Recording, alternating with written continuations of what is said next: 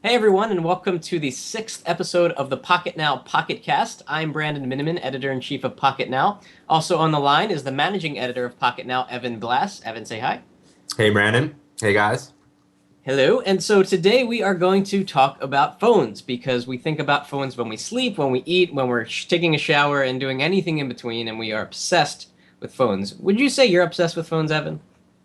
Obsessed is a pretty strong word, which is I'm sure why you used it. Yeah. So yeah, a little bit. Fair, fair. Very Yeah, good. I mean, even when I worked at Engadget, the phones were always my favorite part of the job.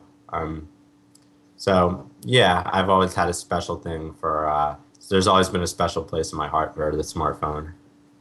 Well said. It's probably the most interesting segment of consumer technology because it evolves faster than I know.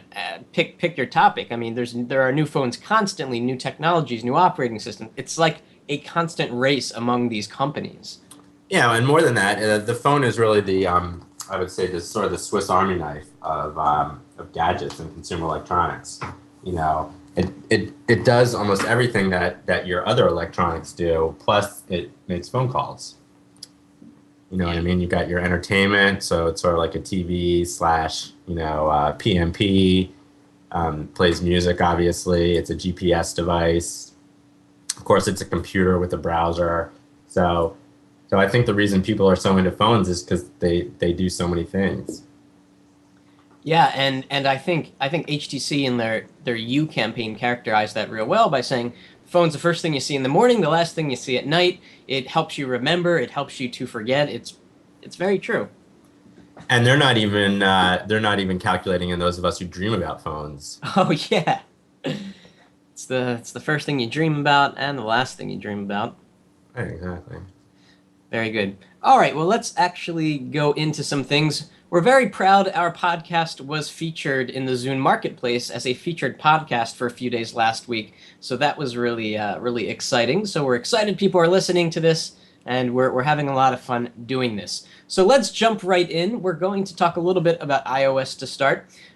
This week we saw, I believe it was on 27 February, a new kind of notification system for iOS that works if you've jailbroken your phone. It's called Mobile Notifier. And the way that it works is very intuitively, and we should preface this by saying that the iOS notification system right now is so last generation. I mean, you get these intrusive pop-ups. You can't you have to action on them right away. You can't ignore them for a second like you can in WebOS. Do you find fault in how iOS notifications are presented, Evan? Mm, I don't think it's too bad. I mean, it's to me, it's no worse than what you were getting on some of the other operating systems. It could be better, but I think what's to me what's more interesting is what it is what you can do with the home screen here. Right. Before we get into that, let's briefly talk about how other operating systems do notifications just to get some color here. So in Windows Phone 7, you get a little toaster notification at the top, which you can swipe away with your finger, or you can leave up there, or after a period of time, it will go away. So that doesn't interrupt you. Now, Windows Mobile 6.5 and below, though, they would just have regular bottom of the screen pop-up notifications. It's been a while since I used 6.5. Was it bottom of the screen or top of the screen? I believe it was bottom of the screen. If you got a text message, it would pop up in a little white box, that would take up, maybe 20% of the bottom of the screen. And then, like you said, you would have to action on it, either ignore or reply. Fair. And then we've got WebOS, which of course a lot of people think have one of the best notification systems where the screen size will actually shrink and a notification will appear below the screen. Actually, they can build up. And kind of like in Windows Phone 7, when you want to take it away, you swipe it off the screen, and then the display size sort of effectively increases, or the amount of resolution you get on your main application. A lot of people really like that. And then we've got Android, which of course puts everything in the notification shade up in the top. then you've got to reach your thumb up to the top, pull down the notification shade, and from there you can either dismiss all of them, or you can action on one, which will cause that particular one to go away. Just a side note, have you ever found that the notification shade on Samsung devices is a little bit annoying in that it'll bounce off the bottom of the screen when you don't want it to? So if you pull it down too fast, it'll actually close again. Is that what you're saying? Yeah, it's got some inertia to it, and I don't like it. I much prefer how Motorola does it, where you just pull it down and it drops down, and you have to use some actual, I won't call it force, but it has to be a dedicated upward swipe. And with Samsung, I found that unless you're really holding the shade and you slowly pull it down, it'll bounce right back. That's annoying. It's kind of like a real shade, though, right? So you pull it down, and then it just yanks back up. Right, but this is, I think, a case where we don't want our digital world to mirror the real world. I agree with you there. I think the notification system in Android, having to put your finger at the top of the screen, is a little bit annoying, which is why Launcher Pro is so great, because you can map the home button to bring down the notification shade when you're on the home screen. So you don't even have to move your thumb past a few inches from the bottom of the screen, which is nice. So yeah, so Mobile Notifier works pretty awesomely. So you'll get a little pop-up, a little strip on the top. From there, you can either tap on it, dismiss it, or you can open it. Now, if you dismiss it, what will happen is when you open the multitask menu, when you double tap on the home button, you'll actually see a buildup of your notifications. So even if you dismiss every notification you get, you can still come back to them when you go to multitask and action on them from that screen. So it's a really smart way to do things, which begs the question, is Apple finally going to improve their notification system in iOS 5? Do you think that's a good bet, Evan? I don't know, honestly. I mean, I certainly think that because things are being done in the jailbroken community, that's not going to push Apple one way or the other. I do think in general that the home screen and the lack of customization is starting to get stale, and I think now that Apple finally sees, Android as a real competitor, we are gonna see some ability to do other things with your home screen other than just a big block of icons. I don't think people want that anymore, and frankly, it's pretty dated. People want some real time information on their screens, like with this mobile notifier, how you get the little drop down with each time you get a message. But maybe I want that. I want a widget with my text messages in them, or a widget with my MLB scores or whatever. And that's something where Apple and I'll say Windows Phone too have really fallen quite behind. Yeah, the widget model seems to be very desirable from a lot of people, and it seems that every passing generation of iOS, people think that we're finally going to get widgets on the home screen. No longer will it just be icon after icon after icon. But they haven't done it yet, probably because it would require developer support. It would require a lot of software optimization to not kill the battery when your MLB scores are loading. Oh, it would be a huge undertaking for them, no doubt. Also because they would probably have to, toss in some sort of landscape support too. Why would they have to do that? Well, I guess they wouldn't have to, but it seems to be something that would give them a leg up, I would say, if Apple could finally get, because no one's been able to do that really well. Yeah. Turning portrait into landscape when there's widgets on the screen, and I think if anyone could work it out, it would be Apple, probably by restricting what you could do with your widgets, but nonetheless. I think the problem with widgets isn't so much the landscape orientation, because like the Desire Z gets it kind of right. You can get Launcher Pro and rotate your device. It gets kind of right. I think the issue is making it intuitive.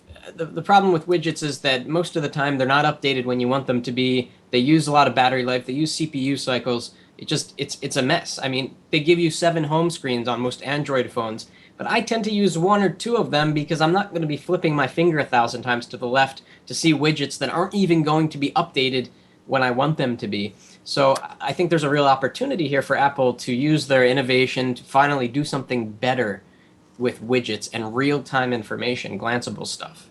Hey, have you gotten that cool clock on any of your Androids yet? The one that was ripped from the newer LG phones? Excuse me. It's that sort of 3D clock with weather on it. I saw that. It wasn't too appealing. Really, I love it. I think that thing's totally cool. Does it It's do so any? fresh, like compared to like the Sense flip clock or or a Blur like digital clock. It's got some 3D to it. It's got a lot of information. It just looks nice. Yeah, I'm looking at it now. Yeah, it's basically a new spin on the HTC weather clock. It has a little bit of depth to it, which is interesting. Yeah, I'm digging it. Try it out. Try it out. Very good. Let us move on. So hopefully the takeaway here is that hopefully there will be some sort of improvement to the notification system in iOS come iOS 5, which we should presumably be hearing about come June or so, as is typically the case with Apple releases. All right, so some more iOS stuff. Can never get enough. What's that? You can never get enough. Never get enough, especially if you enjoy the iPhone. Yeah, so finally, AT&T is giving users the option with iOS 4.3, which comes out on Friday on March 11th, to tether wirelessly. Of course, you could do this if you jailbreak your phone and you get a program called, I think it's MyY, for $10 or so. Now, is this tethering or is this mobile hotspot? Aren't they pretty much the same thing? Well, tethering is where you're using either a USB or a Bluetooth connection, while a mobile hotspot is over Wi-Fi. And the hotspot is pretty dead easy because you're just connecting like you would to any other access point. But as anyone who's tried to tether with Bluetooth or USB knows, it can be a little bit trickier. And as I recall, Apple promised that kind of tethering a number of years ago. Yeah, do you remember that? I was trying to think about which keynote, but Steve Jobs says, and we're expected to release this feature, the tethering later, but we're working with AT&T to get it, I believe it was the same one where they promised MMS, wasn't it? Yeah, that's right. So it was the iPhone 3GS. And I mean, that came through fine, but as far as I know, the tethering sort of just kept getting delayed and delayed. And it's actually a little bit surprising that they're finally doing it because there are still a lot of complaints about AT&T's network not being up to par, and you'd think that if they were going to let people tether, they'd have the infrastructure improved. But who knows? Yeah. So the pricing for this is, instead of the data plan, how much is your data plan, Evan, for the iPhone? 25? I believe it's 30, but I've grandfathered into the unlimited. All right, so you have the $30 unlimited grandfathered plan. So everyone else now goes with the $25 2 gigabyte plan. If you want to use your phone as a hotspot, you have to pay $20 more, which I guess is reasonable if you think about how much Verizon and Sprint charge to use the hotspot feature. Paying $45 a month will get you 4 gigabytes of data, and if you use an extra gigabyte, you're charged $10 per. So I mean, I sort of think that these tethering plans need to catch up with the way people are using the devices. I mean, I can see 2 gigabytes being okay for stuff you're doing on your phone because not a lot of people are streaming video for a long time, or and music streaming is not going to take that much of your allotment up. But when you're talking about using the phone as an access point, and then using your laptop as a sling player to watch Netflix, try to watch a full length movie, I mean, you're gonna kill those megabytes and those gigabytes in no time. yeah, it's a game changer when you start tethering. Have you looked at how much data you use, Evan, on a monthly basis? I don't look at that. But I think it's less than a gigabyte generally. But that's because, I have other devices to use to tether with. I think if I tethered using my phone, it would be a lot more. Yeah. Especially if I go on vacation. I mean, just watching one Phillies game, that'll that's going to eat, gigs and gigs. You'll easily go over your allotment. Yeah, so it's good that they're giving 4 gigabytes of data. It would have been extra cool if they would have done something unlimited, but then people would obviously take advantage of that, and it would really be detrimental to their network. Alrighty, let us move on. Let us. Sounds like lettuce, like salad lettuce. Mm-hmm. That it did. Lettuce is good. Do you like salads? I do, probably not as much as you'd like them, but yeah, in general, I'm more of a hamburger guy than a lettuce guy. Although I do like lettuce on my hamburgers. Oh, there you go. Keep it green. Mm-hmm. Except the lettuce that they use at fast food restaurants is typically whitish in color, implying that there are no nutrients.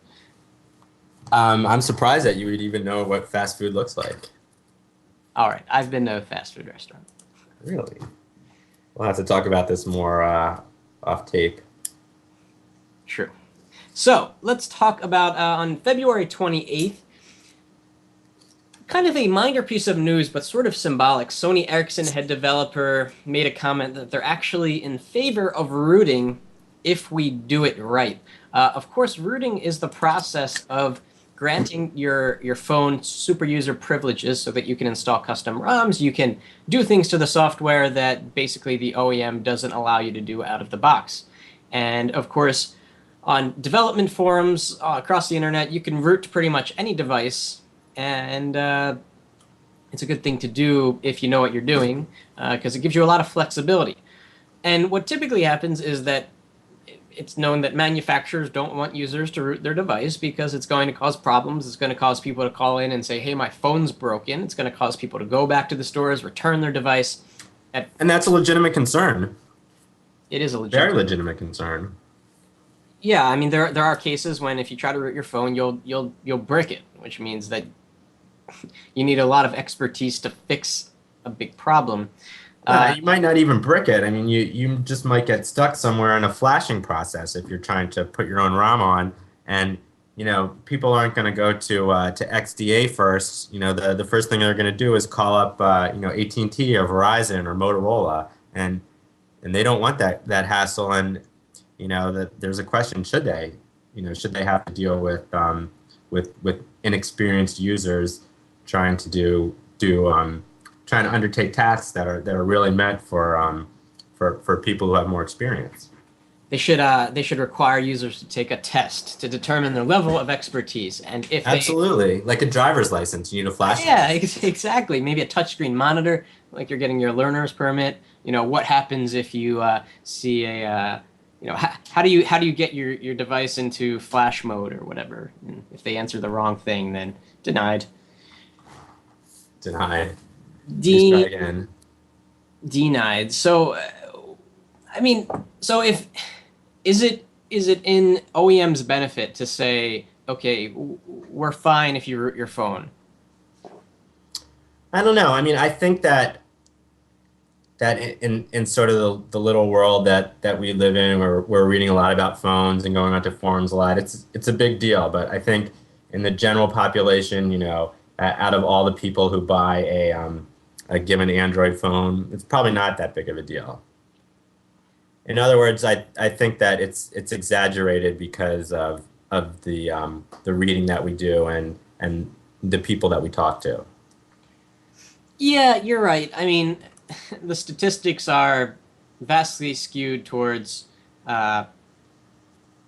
In other words, most people don't root their phone. I mean, in our universe, a lot of people do because people that read Pocketnow are power users and they want to explore their phones and tinker. And I don't even think it would matter if OEMs were to officially sanction rooting because it's going to happen anyway. And they can go and send scouts to the forums and learn about software weaknesses and learn about how people are creatively using their interfaces. But I think that's the extent of it. I don't think we're going to see some more official stance on rooting to the point where one day Sony Ericsson includes instructions on here's what to do to root your device. Just that's not going to happen. I think it's possible that they'll make it easier to do, but there's still going to be some sort of barrier to entry, that, as you like to say, so that the average person is going to have trouble doing it. But the people who know what they're doing are going to know where to find the tools and, hopefully know where to find the support if something goes wrong. Yeah, that exactly. I mean, that's pretty much the only thing they can do is make it easier to root. But even that, I mean, some of the Motorola devices were assumed to be unrootable, and then they were rooted, and it was just a matter of time. And Gabe came along. And Gabe came along and took care of business. I think he's getting his Atrix today, by the way. He is. Tegra 2. Well, that's good that he's getting the Atrix. Let's talk about the Atrix and Motorola likely bringing the laptop dock to upcoming smartphones. This was posted on February 28th, implying that this laptop dock thing is sort of a long-term strategic bet for Motorola, and they're going to keep bringing it out and make a standard dock connector to hopefully make this a thing. And we've talked about this on the podcast about whether the laptop dock makes sense, and we kind of concluded that for some people, yes. For a lot of people, meh. I don't know. I mean, I feel like for people who are buying netbooks, and there's a lot of those people, that this might be a totally legitimate substitute for that. But for anyone who's obviously looking for real laptop power, who needs any sort of gaming, any sort of real multitasking, this is just not going to do it. So it could go either way. Now the question is, are those people who are buying netbooks going to want to spend the same price as a netbook and perhaps more for a device that doesn't have a CPU in it or any of the guts that you're getting with a dedicated laptop? That I don't know. I have a feeling the price on these things is going to have to go down before they really find a widespread audience. Yeah, I mean, it's the price is so important here. I mean, it's got to be. It's got to make sense compared to a netbook, and even compared to a tablet, which is sort of taking over the netbook sales. The world? What are you talking about? Netbooks? Tablets are taking over the world. They are taking over the world. Everyone has different use cases, and for me, the only advantage I see to this dock is that, one, it's really thin, really lightweight, so it's very unsubstantial, and two, you don't have to fumble around with the internet connection. So if you've got a netbook, right, or even a tablet, well, not a tablet, because that makes it easy. Let's say a netbook, because you need a keyboard, and you want to turn on the internet tethering. Well, let's see. You turn on the device, it boots up, about 10 seconds. You go to the AT&T 3G wizard or the Verizon connection manager, and you start the connection, which usually takes another 10 to 20 seconds. I know we're complaining about 30 seconds here. But in the case of the Motorola dock, you plug in your phone, turn on the device instantly, and boom, within 5 seconds, you're connected, ready to browse the web, ready to use everything with its full functionality. Well, when you say full functionality, what is the lap dock bringing to the table? You're getting Firefox browsing, but you're basically only getting a bigger screen other than that, right? I mean, it's not like you're getting a new OS on there. I mean, you're still just going to be able to use your regular Android programs. Yeah, so you're getting a bigger screen and more power. And ever since using Google Voice and being able to manage my text messages online, it's so much more comfortable to do than to pick up a phone and to go in the text messaging app. So with the dock, the Motorola dock, you get a virtual picture of not a picture, it's a rendering of your phone's screen, and you can actually use your phone while you browse the web. So, I don't know. It's almost like I'm talking myself into the idea right now. It's cool. I mean, if you're already sitting down somewhere, but if you're on the go, that's just not really a practical solution. You're still going to have to be thumb typing. True, and of course, and that's sort of the other thing is that the whole setup there with the dock, it seems a little bit I won't say fragile, but I don't know. It doesn't seem like the type of thing that, you know, it just seems a little ungainly, I guess, to have that sticking out the back like that. I thought that maybe they would come up with a little bit more elegant solution. Yeah, maybe some sort of you sort of plug it in like a cartridge at least, so that there's a lot. Yeah, did you see Knock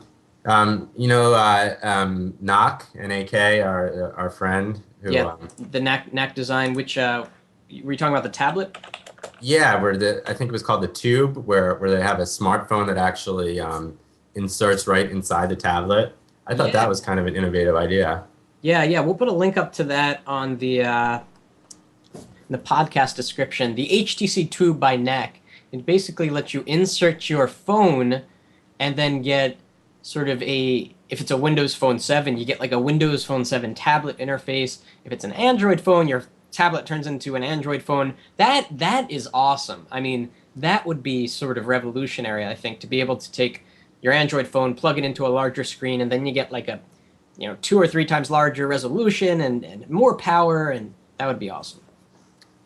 You know, I was almost going to buy a Pico projector this weekend. No, you weren't. Yeah, I had to go pick up a mouse, and they had them there, but I don't know. I just thought that it would be like a fun gadget to have, but there wouldn't actually be many usage cases for it. What would you use it with? Well, it's got a number of inputs, including HDMI. So, you know, you could go regular composite out of your iPhone. You can go HDMI out of your laptop or out of your Droid X. I mean, it's definitely got some possibilities in terms of the devices you can hook up to it. But you know, when am I actually gonna be on the go and want to watch a movie, you know, a whole movie on someone's wall? How much was it, and what was the resolution? It's the Optoma 301 that I was looking at, and it was $400 with WVGA resolution and 50 lumens if you have it plugged into the wall, which is pretty high for these sort of things. WVGA is it's ideal for a smartphone. On an unrelated topic, it would be really cool now that projectors have come down in price. Projectors that can do HD resolution, to take a projector and have it act as almost a fourth monitor. If you can picture this, you sit at a desk with a white wall in front of you, and you have the projector behind you, and you can kind of use your whole wall suddenly becomes a monitor. You can put Twitter up there or something like a timer or your email inbox. That seems so cool. Yeah, absolutely. I think the problem there is the same problem people have had trying to hook their computers up to projectors. Is that you have to get the fonts big enough. You have to change the DPI so that you can see a screen that's more than a foot away from your face. Oh, good point. But wouldn't, just by the sheer size of the display, let's say you get a 10-foot monitor on your wall. I mean, wouldn't that just blow up the fonts already? Yeah, but I mean, you'd need a super short throw projector to get a 10-foot throw if the projector's only a foot or two away from the wall. I don't even know if it's possible. Oh, well, I was talking about kind of putting it behind you, Oh, I see. yeah. Okay. Yeah, yeah. Theoretically, it's a very good idea, and I'm sure we'll see something like that. And in fact, they'll probably have it with you know with Minority Report style touch displays. Oh, I think they already have that. It's just extremely expensive. A projector that you can actually use. It's like a touch screen. It becomes a touch screen. Well, it probably uses cameras for motion sensing. I mean, that's sort of what Surface is. So, yeah, there's some cool stuff coming up. I definitely don't think that we've hit the peak of technology yet. It happened in '99 with Windows XP. Hey, that was a good OS. It was a good OS. It was superior to Vista, of course. Well, anyway, let's get back on topic. Now we are talking or hearing about Sprint's CTIA event, which you will be at, Evan, right, on March 22nd? Yes, correct. So you'll be there, and the rumor here, someone tipped Engadget with the possibility that we'll see a Nexus S 4G and an Evo 3D. So let's sort of look at both of those individually. A Nexus S 4G, making it the third Nexus S to be on a US carrier. Is this a good move for Sprint, Evan? Wait, when you say that the third Nexus S, you're talking about T-Mobile and then the rumored AT&T one? Yeah. Yeah, absolutely. I mean, you've used the Nexus S, you like it, right? It's a good phone. Great phone. If it had WiMAX, it'd be pretty dope. Pretty dope indeed. So that's a good move. Definitely having the Nexus S. At this point, it's a little bit stale, but I mean, T-Mobile just released the Galaxy S 4G, and people seem to be very excited about that. So, uh, just because it was released late last year doesn't mean that all excitement has waned for it. And then the Evo 3D for Sprint, all these carriers have these brands and they're literally almost franchises. So there's the Droid franchise on Verizon, there's the Evo franchise on Sprint. What does AT&T have? AT&T's got nothing, but T-Mobile has My Touch. My And Touch. then they also have like the G1 and G2. They've got the G series. Okay, so for Sprint, Evo is huge. There's so much positive energy surrounding the Evo brand. Anytime I hear somebody talk about the Evo out in public, they are very excited about it. And even to this day, a year later after its release, the Evo 4G is still a phone that sells quite well and one that lots of people enjoy. So they also Well, yeah, that's because I mean HTC isn't really making phones that are that much superior to the Evo 4G even at this point. That's true. There's not much out there that sort of changes the equation. Although the Evo 4G to the Desire HD had a newer generation processor, had more RAM, better battery life, so there has been some modest bumps in. That's all on the periphery though, isn't it? I mean, the phones I would think are going to function essentially the same, more or Yeah, less. yeah, there's nothing really that new to the table, bringing to the table. So they had the Evo Shift 4G. That was the second Evo, and now the Evo 3D possibly. Sprint being, I guess it would be the first U.S. carrier to do 3D on a smartphone. Yeah, And 3D is certainly the buzzword in 2011. LG is going to be out of the gate first with the Optimus 3D. And the 3D capability really comes into play when you're recording video and taking pictures. There's no 3D interface on it or any sort of new paradigm of interacting with your phone. It's just basically capturing media and displaying it on the phone. So we got to wonder a few things. One, is the Evo 3D going to be HTC? What do you think, Evan? yeah, definitely. Do you think that the Evo 3D could be the first US version of, say, the Pyramid? I don't think that just because something like a 3D screen, I think would have made it into the rumored specs. Whoever knew those specs or whoever, assuming that those specs are correct, or the dual core and the QHD screen, it would seem that a 3D display would be big enough to note. That's a good point. For those that are unfamiliar, the Pyramid is HTC's assumed high-end phone to be released. Hopefully, it's CTIA with a dual-core chip and as Evan mentioned, QHD display. So HTC, Samsung, LG, who do you think's making this?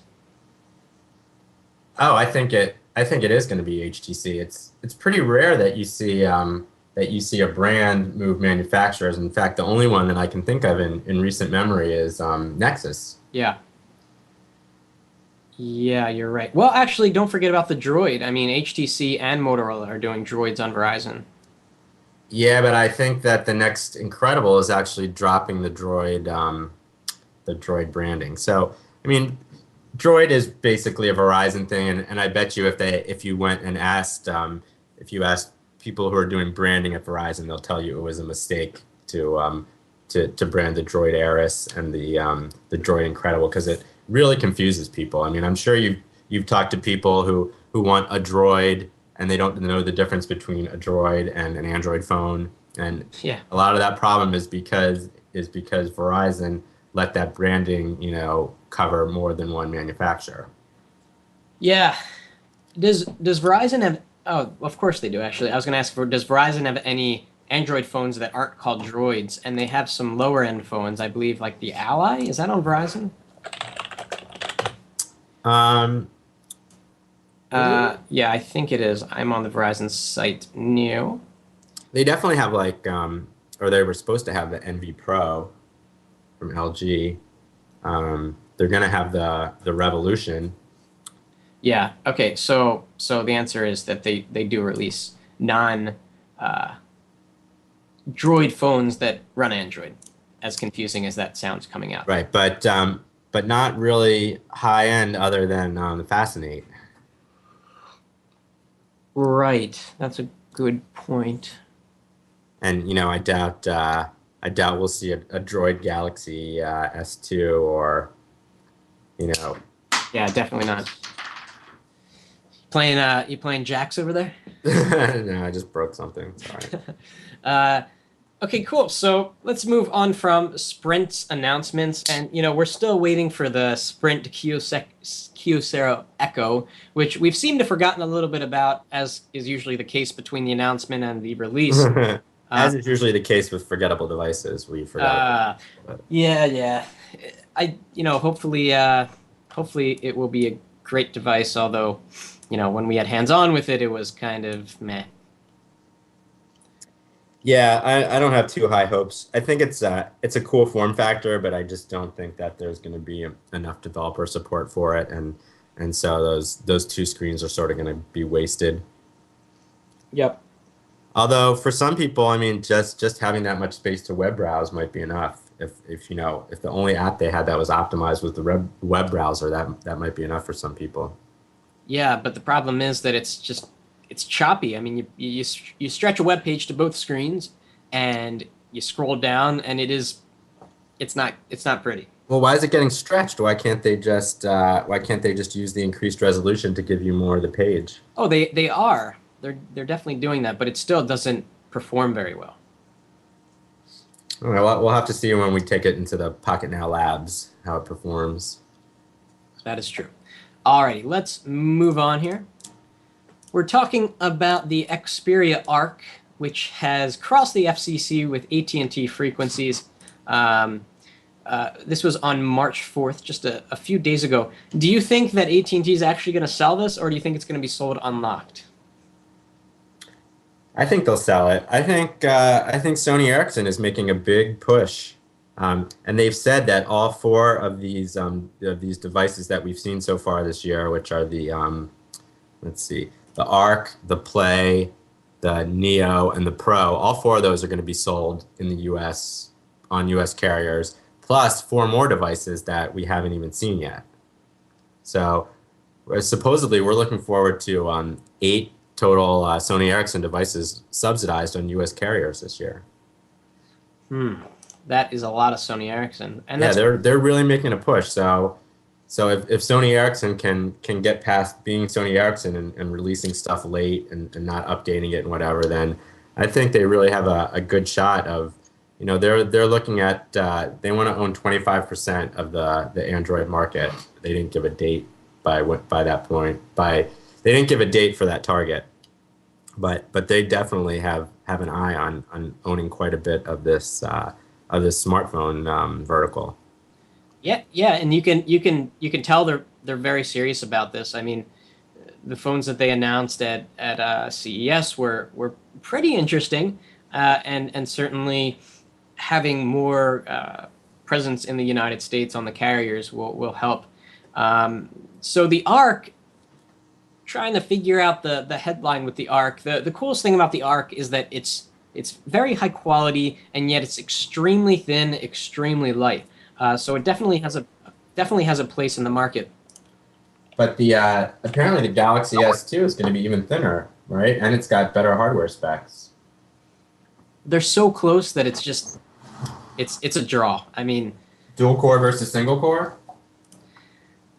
oh well, I was talking about the thinness of Oh, the. wow, the thinness, yeah. But I mean, if that's a wash, then you're going to start looking at components, and that's where the Samsung really has the edge, a significant edge. It better not have the Edge. It better have 3G or 4G. That's Joke! uh, It's a joke. Get it? oh man. Uh, It's not just informative, it's also hilarious, the Pocket Cast. hey, I'm thinking about Edge because we're getting a phone in this week that is a new European phone. Can't talk about it yet. And I'm going to be running on Edge, so I'm going to be saying that word a lot soon. And complaining about it, I'm sure. Oh, plenty. Absolutely. Mhm. Every time I talk to you, I'm gonna complain about the Edge. Nice. Uh, cool. So let us move on. Next, we are talking about a Sony Ericsson phone that the shots keep coming out. It's a QWERTY device, side sliding Windows Phone 7 device. Sony Ericsson, already said they're gonna have a Windows Phone 7 strategy. Um, but this device looks kind of Me Too-ish. Me Too, compared to themselves. I mean, it sort of looks like, maybe like a little bit like an X10 with the keyboard, maybe. But It does look like an X10. The only saving grace here, and if you've got the picture pulled up, Evan, I think the only really interesting thing about this phone, I mean, it's probably gonna have a 1 GHz Snapdragon with 512 megabytes of RAM, a WVGA screen, all the stuff we know. But it quite possibly could be a very, very thin slider, and it's very difficult to get a thin slider. yeah, although, I mean, if you look at those, now I'm looking at it, if you look at those keys, they look almost totally flushed with the screen or with the body, don't they? There's almost no looks like there's almost no rise above the you see what I'm talking about? Yeah, they are pretty flat there. Uh, it's funny because I think that some OEMs try to make the keyboards look better than they function. Yeah, totally. Like all these like chiclet keyboards. I'm not a big fan at all. I mean, they look cool, but Who is a fan? I mean, the HTC got it right with the Touch Pro 2 and the 7 Pro. Um, and those keyboards look good and they function well. I don't understand why they can't do something like that without actually doing that. Without getting sued by HTC for copying a design. So we'll have to see what happens with the Sony Ericsson slide out. Hopefully it'll be different than at least the Quantum, which is the other slide out QWERTY for Windows Phone 7. How about don't forget your favorite, the DVP, Oh yeah, the Dell Venue Pro. but that's a different type of slide. That is a different type of slide. That phone is awesome. All right, let's move on. Last week, I think it was last week, we were talking about the pre-no-do Windows Phone 7 update. This is the update that does nothing except prepare devices for the copy and paste update, which is going to happen like this week or next week. And then some Samsung users were reporting that their phones were stopping midway through, their phones were being bricked. Microsoft came out and said only 100 users had the had the issue, and presumably today is when. Do you believe that? 100? I mean, that seems a little out.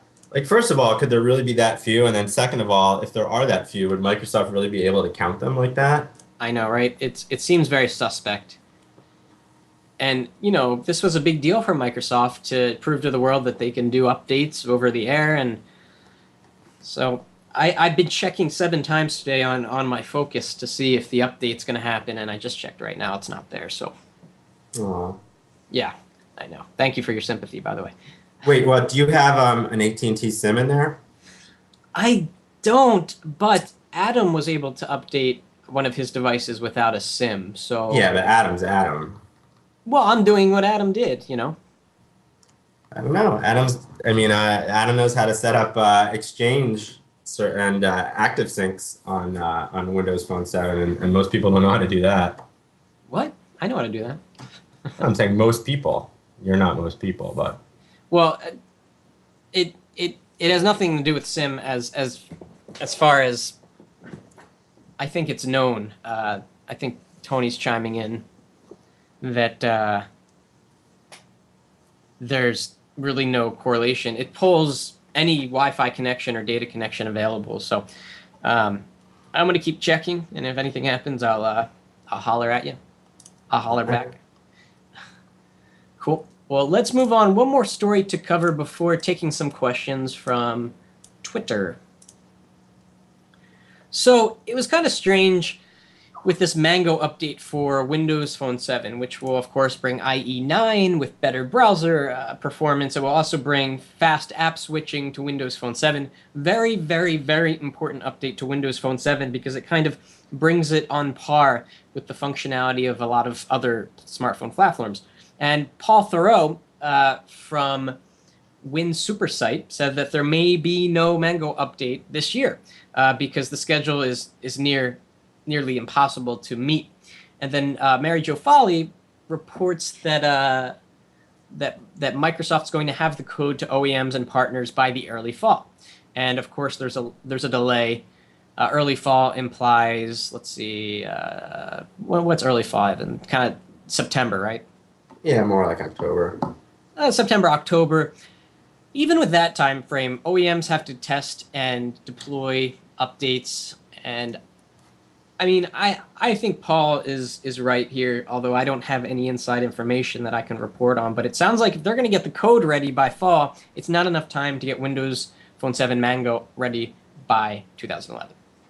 Yeah, I agree. I mean, didn't they have or from what I heard, they had the Nodo code, in the fall. It was all ready to go, but there's still a lot of things that have to do that need to go on.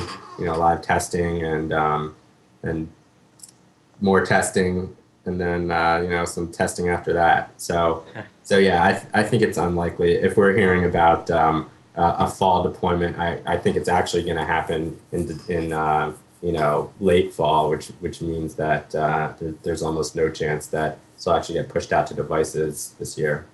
And it would be a shame if that delay were to cause OEMs to hold back on their holiday plans for Windows Phone 7 devices.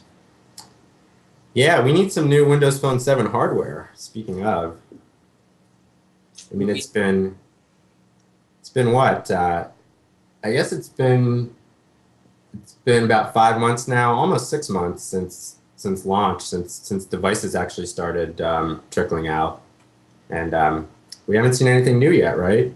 I mean, other than the Dell Venue Pro, if you want to call that new, because it got delayed. But what we need is the development community to figure out how to get Windows Phone 7 on, say, the Xperia Arc or something. I mean, they got it on the HD2. Hopefully, other devices are to follow, and then, it's a whole different ball game for those willing to do a little bit of hackery. Yeah, I think one of the problems is that, or one of the advantages, I should say, of the HD2 is it had the exact same hardware almost as Chassis 1 requirements. While, you're going to find that other phones, they're going to differ just a little bit, and that might be enough to make it impossible to port the build over. True. We're going to have to ask Gabe about that. Very good. Well, let us move on to some Twitter questions. Next week, we're going to try to do call-ins. So if you're listening and you want to call in, check out our Twitter. We'll make an announcement probably an hour before the next podcast saying, call this line, and we'll take your call and your questions. So let's see. We've got a bunch of questions here that have popped up in the last hour or so.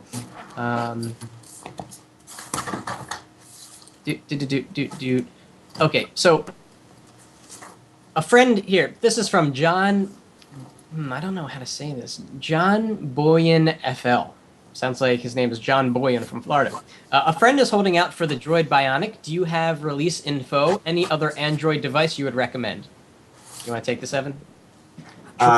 We don't have any release info at all on the Bionic. There's a lot of Android devices I would recommend. I guess if you're on Verizon, you've got quite a few of these 4G phones coming out. I'm sure the Thunderbolt would make you happy, although it's not a dual-core device. Could wait for the LG Revolution or the Samsung 4G LTE. If you're not married to Verizon, there's quite a few that are just coming out on AT&T, like the Infuse. That's one that I'm actually looking forward to, is the Infuse 4G. Yeah, that's gonna be great. But right now, the Atrix 4G is just rolling out. You've got the Inspire 4G on Sprint. You've got Evo Shift, like we were talking about before. Even the the Evo 4G is still a solid phone. So there's quite a lot of good Android hardware out there. Basically, any of the top end Android hardware on most of the carriers, I think you'll be happy with. Is the Verizon 4G Samsung phone going to be dual core? I don't think so. I don't think so either. Because there's got to be something that separates that from whatever the Galaxy S2 variant is going to be on Verizon, and it's the same thing with AT&T, where the Infuse 4G is not dual core. Right, and of course the Infuse has a 4.5-inch screen, which is pretty cool. Thought 4.3 was big. So that begs the question, actually, from this Twitter follower named Gunsing. Which is the best Android phone out there right now? And if you have to come to one answer, if you were going to buy one Android phone today, what would it be? I mean, I have to say, I haven't even played with all of them. So by specs alone, it's got to be the Atrix 4G right now by Motorola. But I haven't used it, so I can't say with any certainty. I haven't tested any of the newest phones, in depth at all. Fair. So I think you're going to have to wait a couple weeks, if not a month, for us to get some reviews out and to be able to give a little bit better answer on that. Yeah, we're on the eve of a lot of phone releases, so it's a tough question to answer. I would say stay away from Tegra 2. I know people are going to probably beat me up over this, but I'd say stay away from Tegra 2 on smartphones for now. I don't think that the software is optimized. I don't think it's worth it. And in fact, the Tegra 2 smartphones I've played with were actually slower than, say the Inspire 4G, which has the latest Qualcomm Snapdragon. So the answer to that question, I would say, if you had to pick one, the Nexus S probably is still my favorite, although this is a kind of a bad time to make that choice because we're on the, as I said, the eve of a lot of phone releases. Yeah, and that'll be a 3-carrier phone, it looks like. A 3-carrier, yeah. So you'll have a high likelihood of it landing on your home carrier. What would you say is the best Windows Phone 7 right now, Evan? They're all the same. No, I'm just kidding. Probably the Dell Venue Pro, or a lot of people like the Samsungs. Either the Focus or the Omnia 7. Yep. What hasn't been knocking people's socks off, it seems, are the HTCs, the Surround and the Trophy, Mozart, HD7. I guess Adam liked the Pro somewhat, but it didn't blow him away. So yeah, I would say Dell or Samsung is probably the tops in that space right now. I agree with you, and if I were to go either way, I'd say Samsung. The Focus and the Omnia 7 seem to have better screen sensitivity than really any of the other Windows Phone 7 devices. I think the Dell Venue Pro has fantastic build quality, great fit and finish, but it's heavy. And unless you're someone that requires a hardware keyboard, the on-screen keyboard of the Focus and the Omnia 7 is just fantastic. So, The PATS virus database has been updated. what? Do you have a robot? No, but I just wanted our listeners to know that my Avast virus has indeed been updated, the virus definitions. Glad to hear that. I'm sure everyone is. The more viruses I have, the slower that we get the news up. That's right. All right, so one more question from Paris Valecha. This is sort of a multi-pronged question, and we'll start off with you, Evan. So basically, let me rephrase. The thing you like most about Windows Phone 7, iOS, and Android, and the thing you dislike the most about Windows Phone 7, Android, and iOS. All right, well, let me take them one at a time. Windows Phone 7, I would say what I like most about it is I like the fact that they went in a new direction in terms of the UI, but I don't like the fact that it seems like they pushed out a product that wasn't ready yet, and there's just a ton of little things that I don't like about it. A lot of it has to do with the home screen and how it's not very customizable, and how moving around tiles is just an absolute nightmare. They don't reflow properly when you move something around. It's really just a mess. And here I am. I'm looking at this Sony Ericsson's Windows Phone 7, the slider, and the screen looks terrible. It's like one tile is light blue. Some of the other tiles are like this like sort of faded dark blue, and then you've got a tile in the middle that's multicolored. Just it looks awful. So I'm not a big fan of that at all. Next up, Android. I love the fact that Android feels a lot like Windows Mobile did back in the day, where there's a lot of potential, there's a lot of customizability, there's a ton of software for it. I'd say what I don't like about Android is some of the things that you've said before.